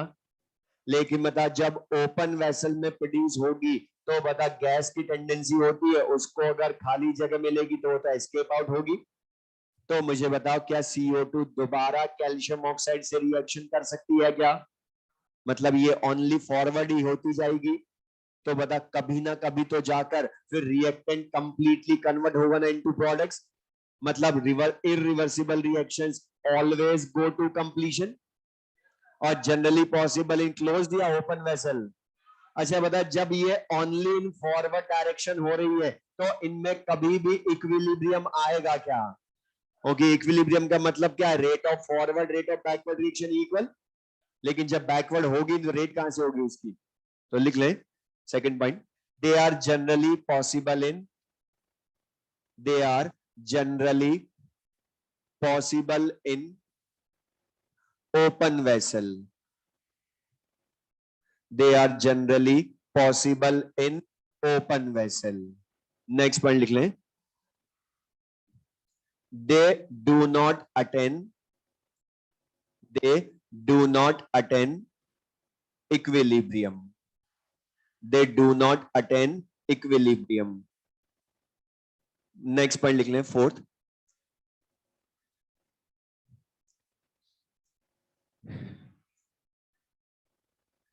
reactants almost completely convert into products, reactants almost completely convert into products, reactants almost completely convert into products, almost completely convert into products।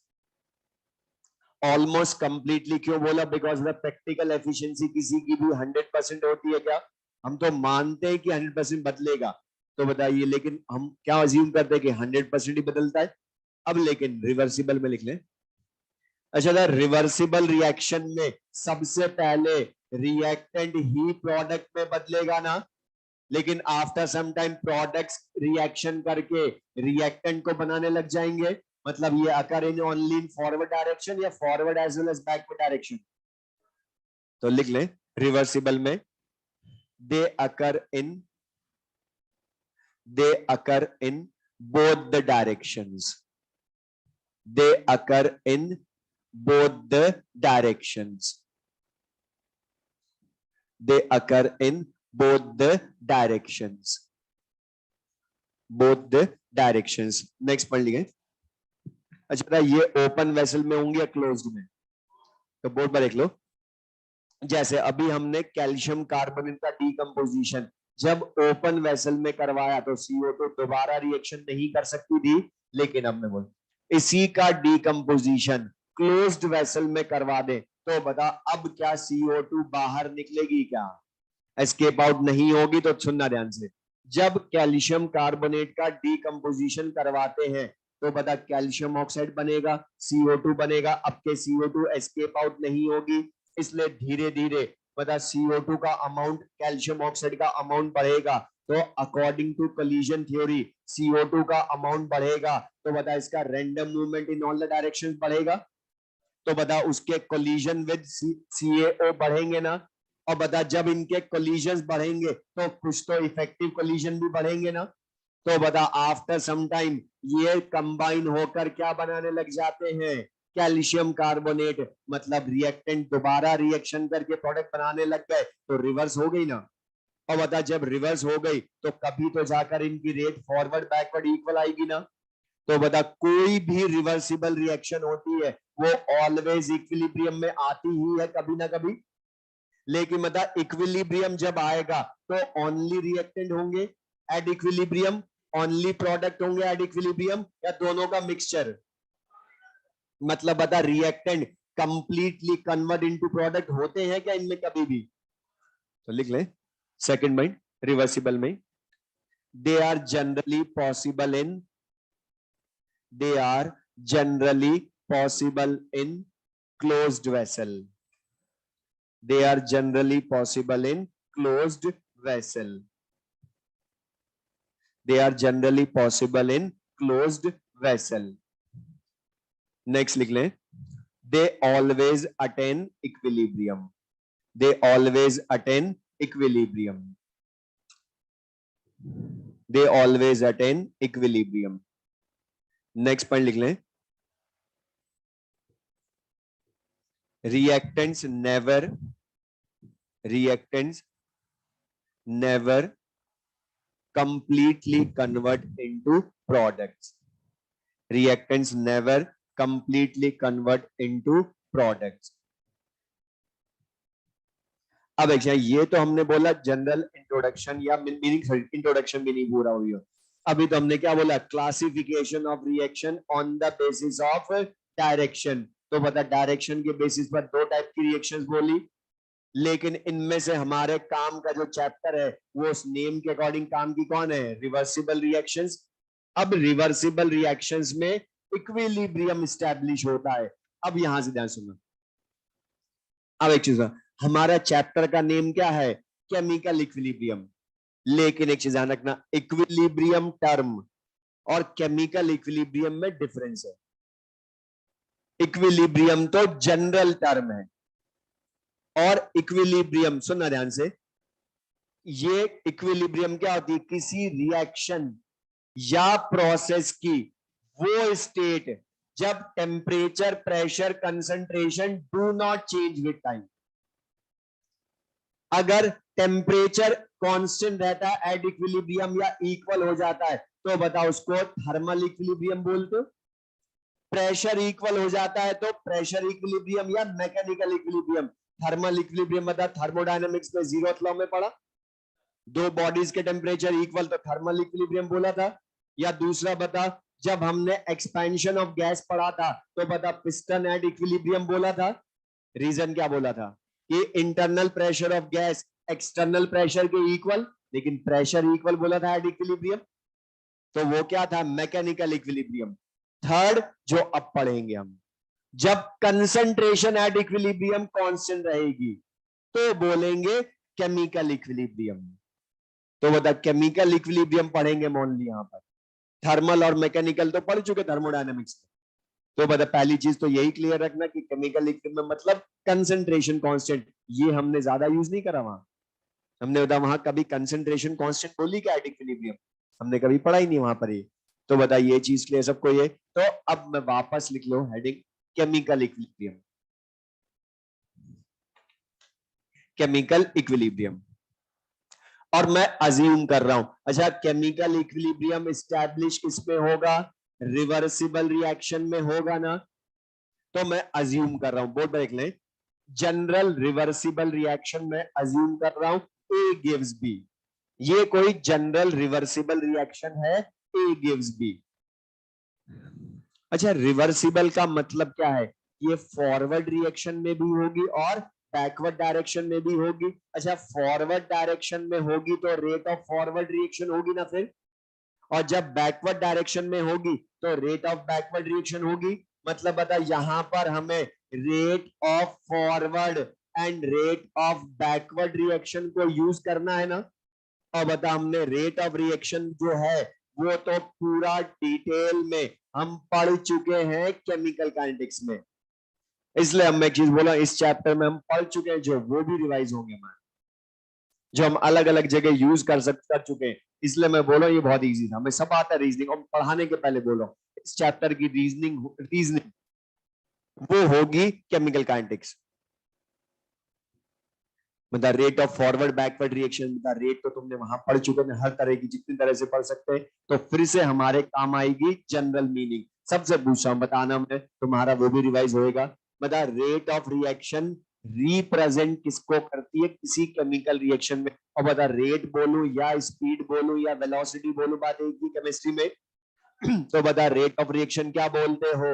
Change in concentration per unit time बोलते हो ना। लेकिन gases के लिए बता, pressure की term में भी बोल सकते हो। तो change in concentration per unit time या change in pressure per unit time.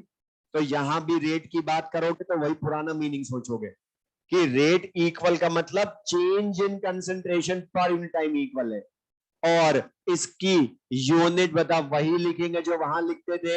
अच्छा, कंसंट्रेशन सबसे ज्यादा मोलैरिटी में लेते हो ना, तो बता मोलैरिटी टाइम इनवर्स लिख सकते हो या मोल पर लीटर पर टाइम भी लिख सकते हो।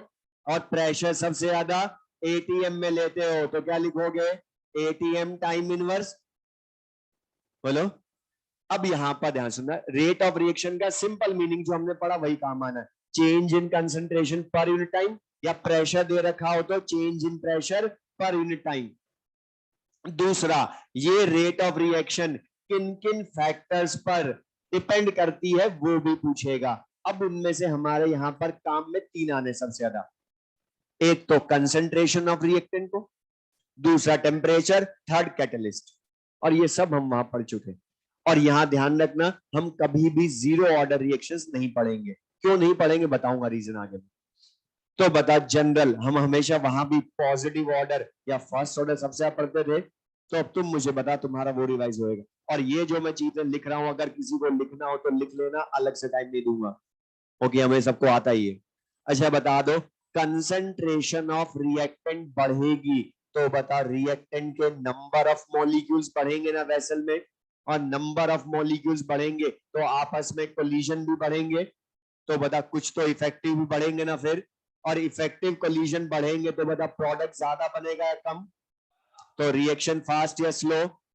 मतलब बता, कंसंट्रेशन ऑफ रिएक्टेंट बढ़ने पर यहां पर हम हमेशा बोलेंगे रेट ऑफ रिएक्शन बढ़ती है, क्योंकि नेगेटिव ऑर्डर हम कभी सोचते वहां भी नहीं थे। तो बता, यहां तो जीरो ऑर्डर वैसे भी नहीं सोचेंगे। क्यों, मैं बता दूंगा आगे रीजन। तो कंसंट्रेशन ऑफ रिएक्टेंट बढ़ने पर हर बार हम यहाँ क्या बोलेंगे? रेट ऑफ रिएक्शन बढ़ेगी। दूसरा, टेम्परेचर। अच्छा बताओ, टेम्परेचर बढ़ाएंगे तो रिएक्टेंट मॉलिक्यूल्स की काइनेटिक एनर्जी कम होगी या बढ़ेगी? और काइनेटिक एनर्जी बढ़ेगी तो मूवमेंट बढ़ेगा, और मूवमेंट बढ़ेगा तो कोलिजन फिर से बढ़ेंगे, तो इफेक्टिव कोलिजन बढ़ेंगे। तो बता, रेट ऑफ रिएक्शन कम होगी या बढ़ेगी? अब ध्यान से बताना, हम पढ़ चुके हैं और वहां तुमने आधों ने गलत बताया था, लेकिन अब सही बताना। बता, टेम्परेचर बढ़ाने पर रेट ऑफ रिएक्शन एंडोथर्मिक में बढ़ेगी या एक्सोथर्मिक में बढ़ेगी? बोलो। दोनों में। Very good. क्यों?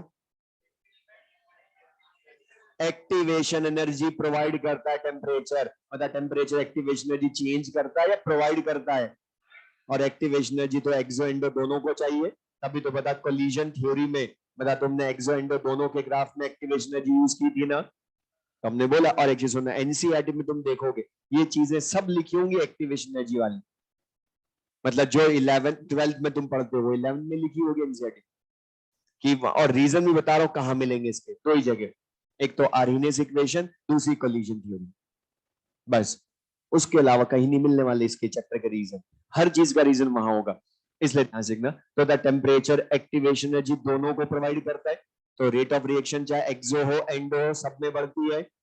अब मुझे बताना ध्यान से, बता, कैटलिस्ट अगर मैं लेता हूं तो बता, कैटलिस्ट रेट ऑफ रिएक्शन बढ़ाएगा या कम करेगा, या दोनों करेगा? बोलो। करेक्ट है। क्यों? क्योंकि कैटलिस्ट लिखे तो always IUPAC assumption positive catalyst मानोगे। अच्छा, अब ये सही बता देना, catalyst active, catalyst rate of reaction बढ़ाता है। कैसे बढ़ाता है? थ्रेशोल्ड एनर्जी कम करता है। तब भी यही बोला था, अभी भी वही बोल रहे, आप तो सही बताओ। कैटलिस्ट जो होता है वो पहले थ्रेशोल्ड एनर्जी कम करता है, उसकी वजह से एक्टिवेशन एनर्जी कम होती है। तो रेट ऑफ रिएक्शन बढ़ती है।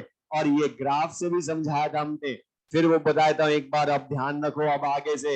मतलब एक्टिवेशन एनर्जी का या ये ग्राफ हमने पढ़ा था, पहले तो बता दो, ये जो हाईएस्ट पॉइंट ऑफ एनर्जी होती है यही थ्रेशोल्ड एनर्जी होती है ना। तो बता कैटलिस्ट की अच्छा पहले बता दो ये ग्राफ कौन सा है, एंडोथर्मिक का या एक्सो का? एंडोथर्मिक का, क्योंकि ज्यादा हीट एब्जॉर्ब हो रही है, कम रिलीज हो रही है। लेकिन बताओ हमने एक और चीज वो फिर बोल रहा हूं मैं, यहां भी कैटलिस्ट का इफेक्ट वहां भी बोला था, जब ऑब्जर्व करते हो तो पहले सेम रिएक्शन को दोबारा करवाते हो, मतलब ये एब्सेंस ऑफ कैटलिस्ट में है।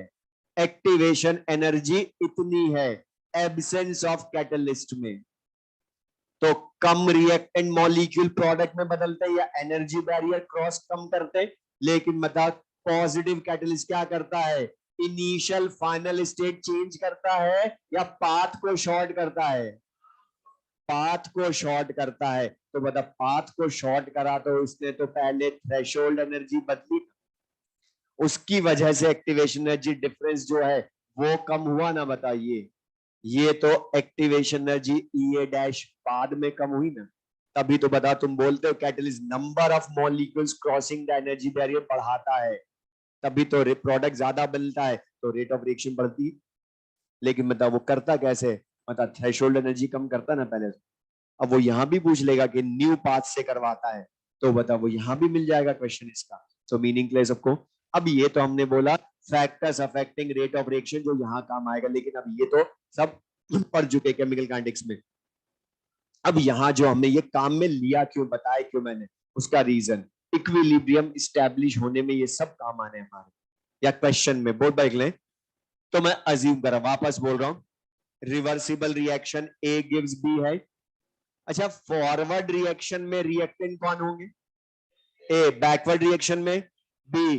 तो बता रेट ऑफ फॉरवर्ड रिएक्शन या बैकवर्ड रिएक्शन अपने कंसंट्रेशन ऑफ रिएक्टेंट पर डिपेंड करेगी ना। तो rate of forward reaction dependent on A concentration, rate of backward reaction dependent on B concentration. अच्छा मुझे बताओ इनिशियली कौन प्रेजेंट होगा, बी या ओनली ए? ओनली ए, तो मैं अज्यूम कर लू 1 m है और बी की कंसंट्रेशन इनिशियली 0 हो गई। तो बता विद इनिशियली बात करूं अगर मैं, और ये चीज जो मैं लिख रहा हूं तो मैं लिखना हो तो लिख लेना, initially rate of forward reaction बता 0 या मैक्सिमम? क्यों? क्योंकि कंसंट्रेशन ऑफ रिएक्टेंट भी मैक्सिमम है। अच्छा बता rate of backward reaction initially maximum या 0? क्योंकि कंसंट्रेशन ऑफ बी 0 है इनिशियली। तो रीजन भी शॉर्ट में हमने लिखना है। अब यहां पर rate of forward reaction backward reaction initially 0, rate of forward reaction maximum. अच्छा बता सबसे पहले रिएक्शन बैकवर्ड होती है या पहले फॉरवर्ड ही होती है? पहले फॉरवर्ड। क्यों? और होनी भी चाहिए, बता प्रोडक्ट होता ही तो बैकवर्ड होगी कैसे पहले?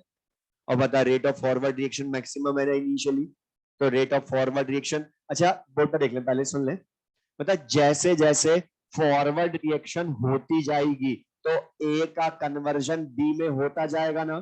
तो मुझे बता with time concentration of A decreases और कंसंट्रेशन ऑफ बी इंक्रीजेस। तो सपोज टाइम टी के बाद की बात करूं अगर मैं, टाइम टी के बाद, तो बता रिएक्टेंट की कंसंट्रेशन डिक्रीज होगी, प्रोडक्ट की बढ़ेगी। मान लो टाइम टी के बाद एक्स कंसंट्रेशन कम हो गई रिएक्टेंट की, तो बता रिएक्टेंट की तो रिमेनिंग लिखोगे ना, कितनी लिखोगे?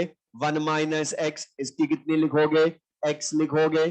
तो बता रिएक्टेंट की 1 माइनस एक्स रह गई, प्रोडक्ट की एक्स हो गई, 0 से बढ़ी। अच्छा बता जब रिएक्टेंट की कंसंट्रेशन कम होगी तो बताओ रेट ऑफ फॉरवर्ड रिएक्शन बढ़ेगी विद टाइम या कम? अब बैक बी की बढ़ रही है तो रेट ऑफ बैकवर्ड रिएक्शन बढ़ेगी। तो बता यही चीज यूज कर रहे हो फिर से, मतलब कंसंट्रेशन का effect on rate of reaction observe कर रहे हो। अच्छा बताओ जब यहां पर rate of forward reaction with time कम होती जाएगी, रेट ऑफ बैकवर्ड रिएक्शन बढ़ती जाएगी, तो बता कभी तो कभी बराबर दोनों होंगी ना। रेट ऑफ फॉरवर्ड रिएक्शन कम होते होते और रेट ऑफ बैकवर्ड रिएक्शन बढ़ते बढ़ते जब दोनों एक दूसरे के इक्वल आ जाएंगी तो बताओ उसको क्या बोलोगे? इक्विलिब्रियम स्टेट बोलोगे ना? और ये लिखना है तो लिख सकते हो। तो बता इक्विलिब्रियम स्टेट का मीनिंग क्लियर है सबको? तो बता इक्विलिब्रियम का मीनिंग क्या हो गया? मैं इसको अगर डिफाइन ही करूं, और एक चीज ध्यान रखना, इस चैप्टर में जब भी हम इक्विलिब्रियम बोले मतलब वो केमिकल इक्विलिब्रियम की बात कर रहा हूं मैं। तो केमिकल इक्विलिब्रियम को मैं डिफाइन करूं अगर, तो बता हम क्या बोल सकते हैं कि द स्टेट, सुन ले पहले डेफिनेशन एक बार, the state of a reversible reaction at which rate of forward reaction becomes equal to rate of backward reaction is called chemical equilibrium। अब इसी को जितना हमने ये सारा पढ़ा इसी को हम ग्राफिकली भी एक्सप्लेन कर सकते हैं शॉर्ट में। तो रेट ऑफ रिएक्शन और टाइम में ग्राफ प्लॉट करूं तो बता रेट ऑफ फॉरवर्ड रिएक्शन का ग्राफ मैक्सिमम वैल्यू से स्टार्ट होगा ना, क्योंकि इनिशियली मैक्सिमम होती है। अच्छा बैकवर्ड का कहां से स्टार्ट होगा? ओरिजिन से, जीरो है ना इनिशियली। अच्छा बता with time concentration of reactant कम होने की वजह से रेट ऑफ फॉरवर्ड रिएक्शन कम होती है और बैकवर्ड रिएक्शन प्रोडक्ट की कंसंट्रेशन बढ़ने की वजह से बढ़ती है। और जब ये लिख भी लेना साथ में एक दूसरे के इक्वल आ जाएंगी तो बता उस स्टेट को क्या बोलोगे? Equilibrium state. अच्छा बता इक्विलिब्रियम जब आ गया, रुक जाओ सुन ले मैं जो क्वेश्चन पूछ रहा हूं। अच्छा जब एक rate of forward backward reaction एक दूसरे के इक्वल हो गई तो इक्विलिब्रियम आ जाएगा। तो बता उसके बाद तो रिएक्शन रुक जाएगी, रुकेगी ना, रेट इक्वल हो गई तो। गुस्सा क्यों हो रहे हो? तो मना करो। तो बता यहां पर इक्विलिब्रियम पर रिएक्शन रुकेगी क्या? क्यों नहीं रुकती है? क्योंकि अब अच्छा रीजन इसका मीनिंग क्या है? एट इक्विलिब्रियम जो सारा समझाया था अभी, जिसके लिए मैंने समझाया, बता रेट इक्वल हो गई इसका क्या मीनिंग है? इसका क्या मीनिंग है मैथमेटिकली? कि सुन ध्यान से, रेट इक्वल है इसका मीनिंग क्या? सिंपल सा कि change in concentration per unit time reactant का प्रोडक्ट में जितना होगा ए का बी में साइमल्टेनियसली उतना ही बी का वापस ए में हो जाएगा। ओके रेट का मतलब क्या है? Delta C by delta T.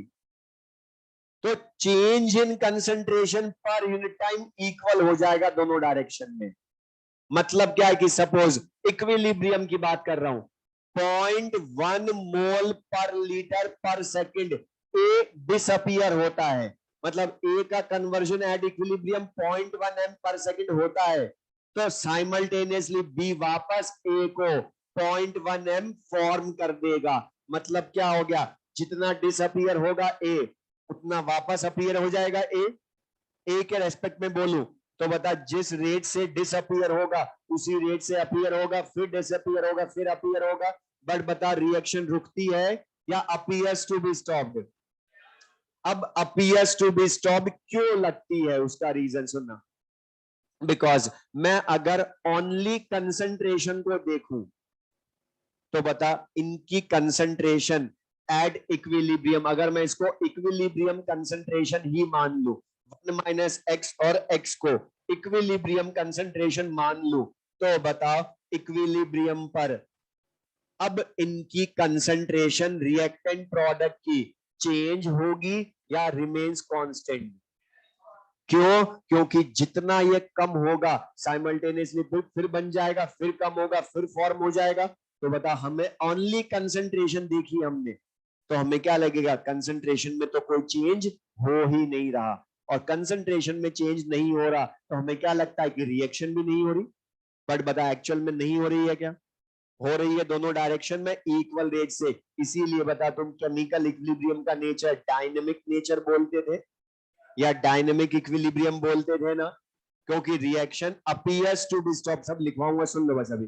Reaction appears to be stopped but in actual occurs in both the directions at same speed. बोलो। और एट इक्विलिब्रियम बताओ कंसंट्रेशन रिएक्टेंट प्रोडक्ट की कांस्टेंट होती है ना। तो आफ्टर जब ये इक्विलिब्रियम आ जाएगा उसके बाद बता दोनों इस डायरेक्शन में वो सेम स्पीड से होगी, मतलब दोनों रेट इक्वल, तो पैरेलल टू एक्स एक्सिस हो जाएगा ना ग्राफ। लिख ले।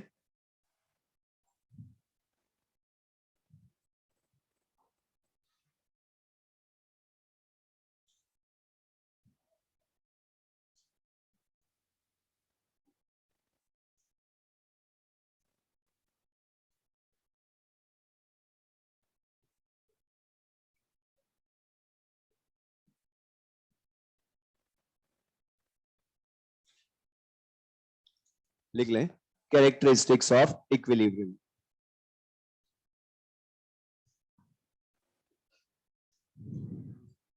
एट इक्विलिब्रियम फर्स्ट लिख ले। At equilibrium concentrations of reactants in products, at equilibrium concentrations of reactants and products, concentrations of reactants and products do not change with time, do not change with time। इसी में लिख लें the concentrations of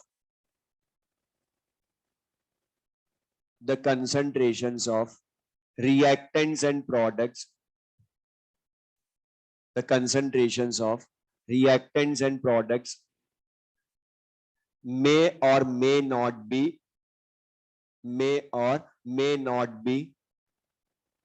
equal to each other, may or may not be equal to each other।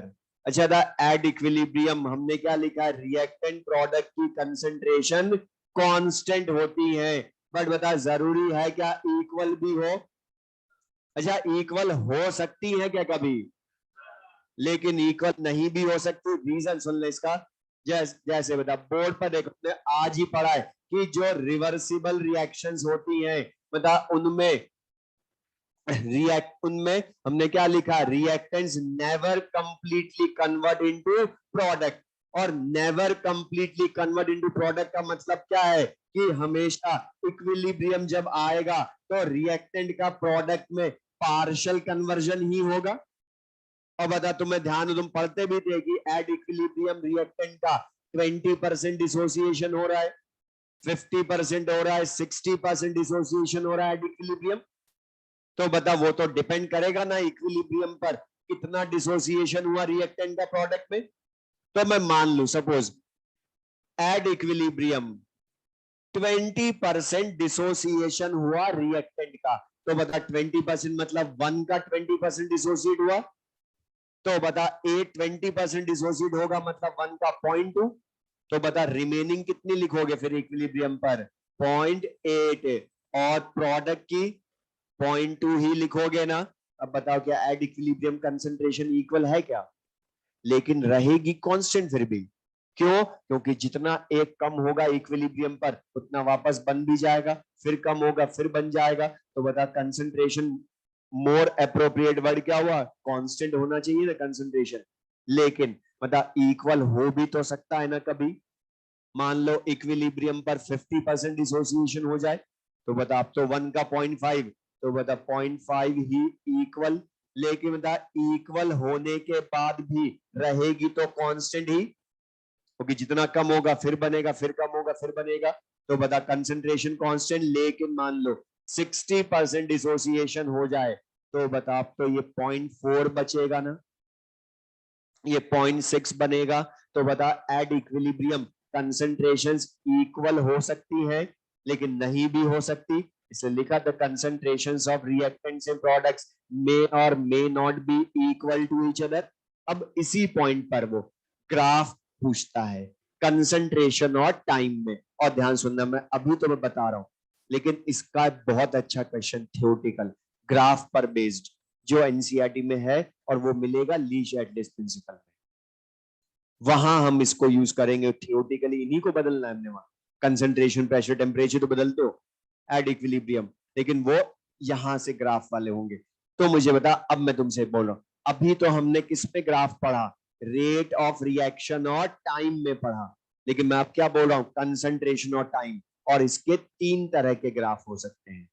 क्यों? क्योंकि बता, concentration at equilibrium reactant product की equal भी हो सकती है, रिएक्टेंट की ज्यादा हो सकती है, कभी प्रोडक्ट की भी ज्यादा हो सकती है ना, बोलो।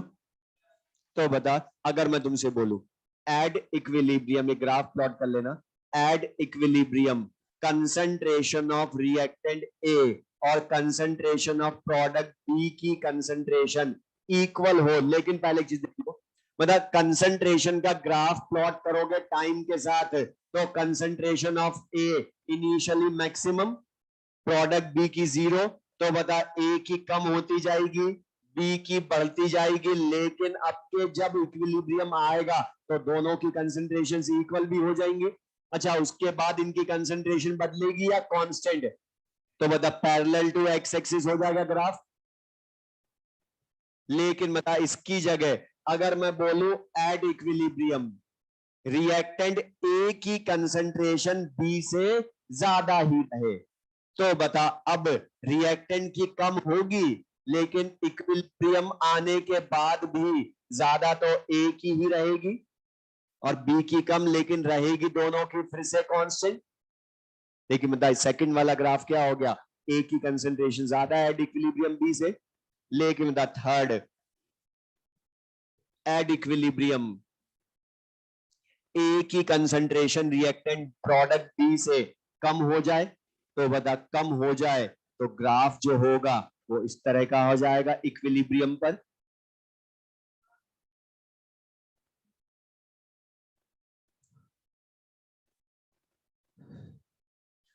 और बता, यहां पर ध्यान रखना, जब मैथमेटिकली सोचना है पर, कि जब रिएक्टेंट की कंसंट्रेशन कम होगी, प्रोडक्ट की ज्यादा होगी, तो बता बीच में एक बार इक्वल आएंगी, लेकिन उस टाइम पर रेट इक्वल नहीं होगी, इसलिए और डिक्रीज होगी। तो बता, बीच में एक बार इक्वल होती मैथमेटिकली देखोगे तो, मतलब 0.6 0.4 हुआ, तो बताइए पहले इक्वल हुए ना एक बार बीच में, फिर कम हुई 0.4 0.6, तो वहां इक्विलिब्रियम नहीं है आपके।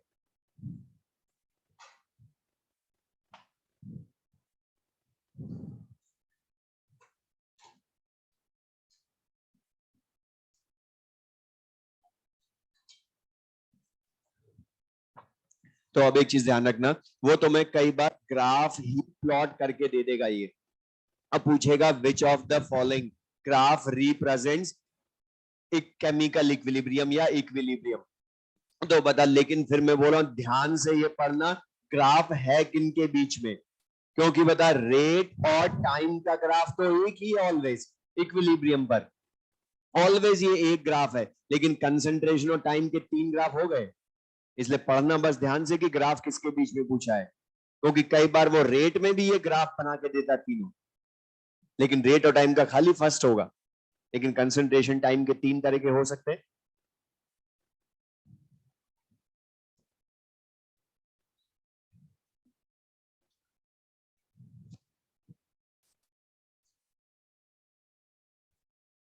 अच्छा था, ये जो केमिकल इक्विलिब्रियम होता है, इसका स्टैटिक नेचर होता है या डायनेमिक? तो लिख लो next point.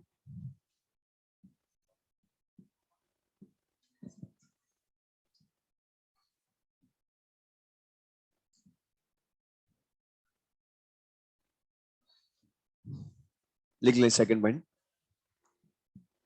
it is dynamic in nature, it is dynamic in nature, it means at equilibrium, it means at equilibrium the reaction appears to be stopped, it means at equilibrium the reaction appears to be stopped, but in actual